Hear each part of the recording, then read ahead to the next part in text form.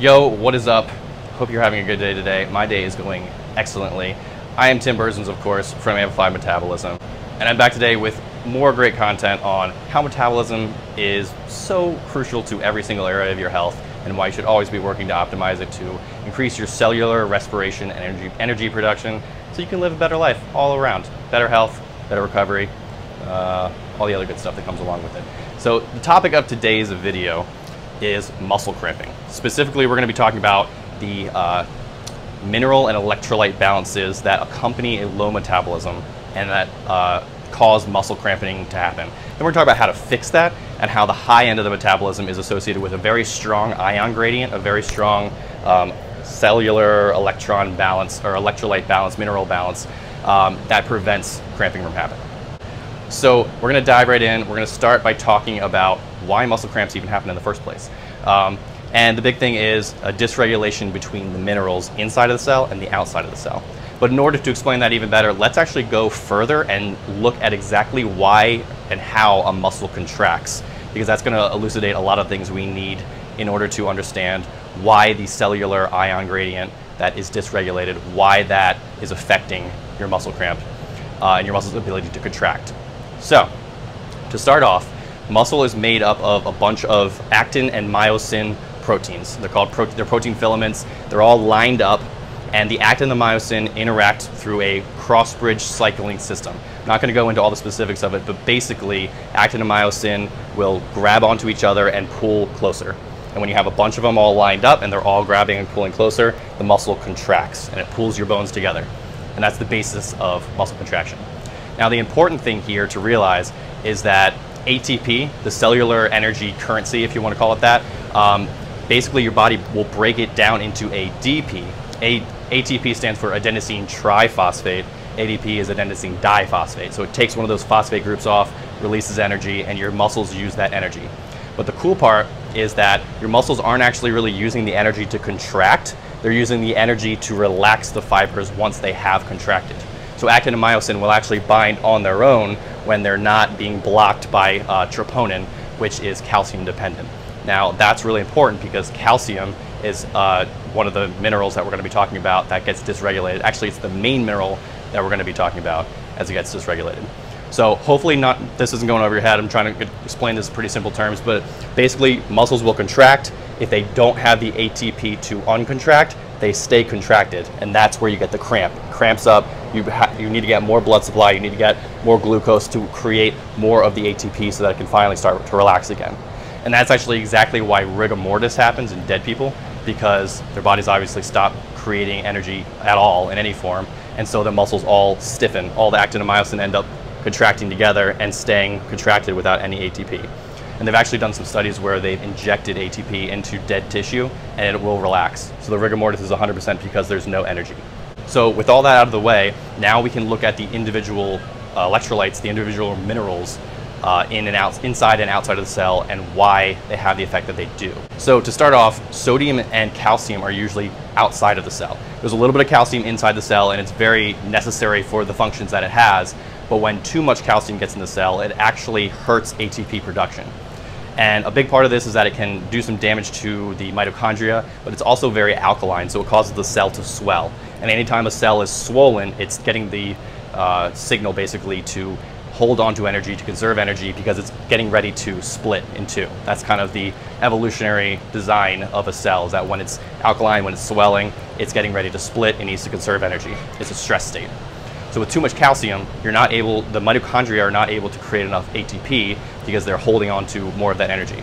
And then on top of that, remember we talked about ATP and ADP.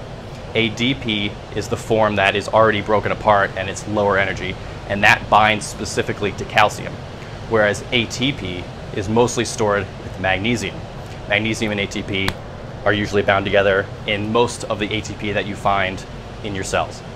So when too much calcium's in the cell, there's usually not enough magnesium in the cell, and you have a shift towards more ADP and away from ATP.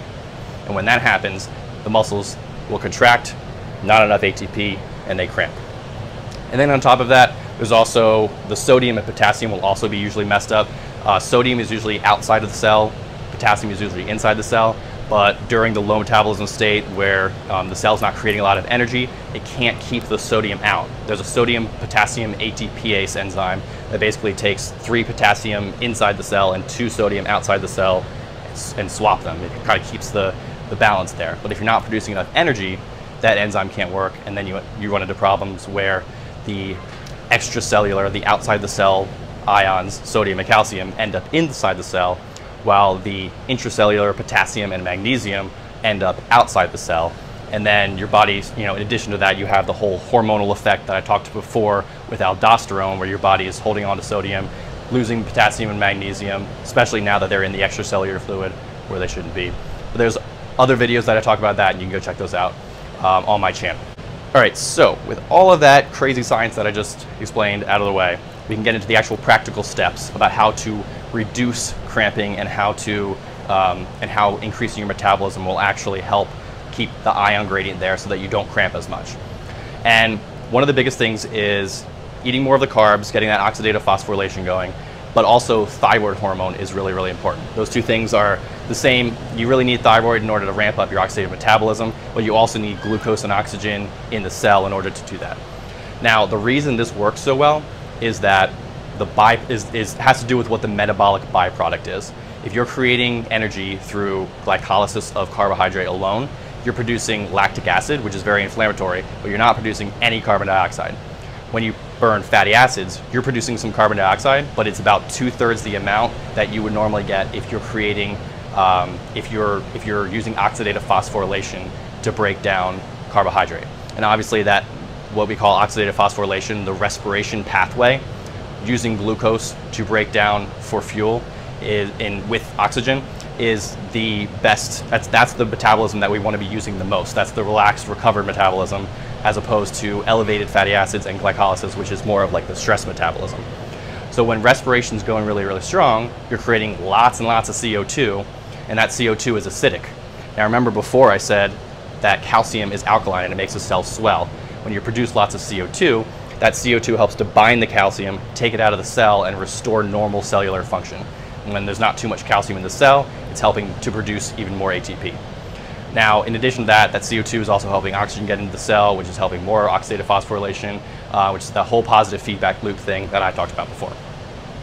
So the big thing is you want to make sure that you're getting your metabolism up by increasing your thyroid, by increasing your carbohydrate consumption, by making sure that you are not eating anything that's damaging to your mitochondria, like polyunsaturated fats.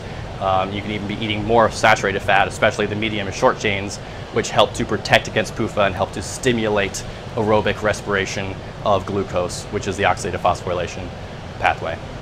And then in addition to that, one of the things that is really important for getting your metabolism up in the first place is to make sure that you're shutting the stress response down, shutting down aldosterone, which means eating more sodium and drinking less water. That's going to help you hold on to more potassium and magnesium inside of the cell. And what ends up happening is because the CO2 is taking the calcium out of the cell, you're eating plenty of sodium and able to hold on to potassium and magnesium. Your cells will naturally figure out to keep the calcium and sodium outside the cell and the potassium and magnesium inside the cell. And then everyone's happy, metabolism's running all churning happy.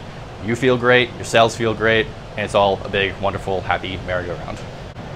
And with all of that out of the way, I'm now done. That was a lot of intense science, so if you need to go watch that again, feel free to. If you have any questions about it, I'm sure some of you will have questions about it, then just drop some comments below and I'll hit you up. I really like to explain the background science and the biochemistry so that when I'm telling you to do something, when I'm telling you to eat saturated fat and when I'm telling you to eat sugar, I'm not just spouting this out of nowhere. I'm not just bullshitting you. I'm actually telling you the real biochemistry reasons why it's happening, and then actually backing that up with science as well. Because I know that a lot of the stuff I talk about is a little bit contrarian, it's kind of against the mainstream, what a lot of people are preaching, but just because the mainstream is saying it doesn't make it true. So if you like this video, please like, share, and subscribe. Help me out, help me get all this knowledge, this education out to as many people as I can, help improve the health and the metabolism as many people as I can, because like I said, mainstream nutrition is just mostly dead wrong. There's a few things that are correct, but when you actually look at the biochemistry pathways and the science behind it, a lot of the things they're promoting is it just doesn't make any sense. So I want to try to change that. I want to help people understand what works, why it works, and how they can actually take real action to improve their metabolism and their health. and I can only do that with your help if you help to like, share, and subscribe, like I said. We'll put a link here for subscribing to my channel. You can do that there. If you haven't taken the Metabolism Quiz, there's a link in the description. It basically will tell you where you are on the metabolism spectrum and then give you some follow-up steps, some pointers that you can take in order to move forward and take the next steps towards improving your metabolism. I also have a full course called Ignite Your Metabolism. It's backed up by over 350 studies, and it shows you entirely from your entire diet how to fix your metabolism, how to raise it back up, how to track it, all of that stuff, all in one place, all in one resource. And I've been getting tons of great feedback with it, so I'm super excited about that. I couldn't be happier that it's doing so well. So if you're interested in that, click the link below and check it out. And I think that's all I have for today. So with that, I am out of here. Peace.